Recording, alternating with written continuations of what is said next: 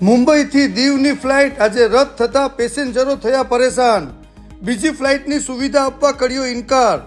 મુંબઈથી દીવની અલાયન્સ કંપનીની ફ્લાઇટ આજે ટેકનિકલ ખામીના કારણે રદ થઈ, જેથી દીવ આવનારા પેસેન્જરો આજે પરેશાન થયા. પેસેન્જરોએ ઘણું પ્લાનિંગ કરેલ હોય, જે ફ્લાઇટ રદના કારણે પરેશાનીમાં મુકાયા. બીજી ફ્લાઇટની સુવિધા આપવા કંપનીએ ઇનકાર કર્યો.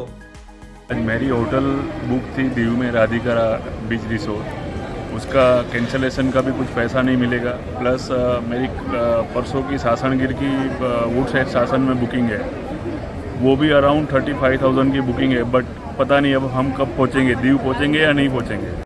सिर्फ एक ही चीज़ बोल रहे हैं कि आप पैसा रिफंड ले लो बस, और हमारे पास कोई फैसिलिटी नहीं है. की रिस्पॉन्सिबिलिटी है દીવની જે ફ્લાઇટ હતી મુંબઈથી કેન્સલ થઈને કારણે અમારી સાથે 80 જેટલા પેસેન્જરો આજે હેરાન થઈ રહ્યા છે. પણ આ પેસેન્જરોને એરલાઇન્સ એટલું જ કહે છે કે અમે રિફંડ આપીએ, પણ ખરેખર ડીજીસીએ જે પ્લેન્સનું નિયમન કરે છે એમને ખાસ રિફંડના બદલે એરલાઇન્સ કંપનીને અલ્ટરનેટ રૂટ આપવા જરૂરી બને છે તે કરવું જોઈએ. કે મેં આના લીધે આજે બધાના પ્રોગ્રામ જે હતા દીવ પહોંચવાના એ કેન્સલ થયા છે, અને એના લીધે પારાવાર બધા મુશ્કેલી ભોગવી રહ્યા છે.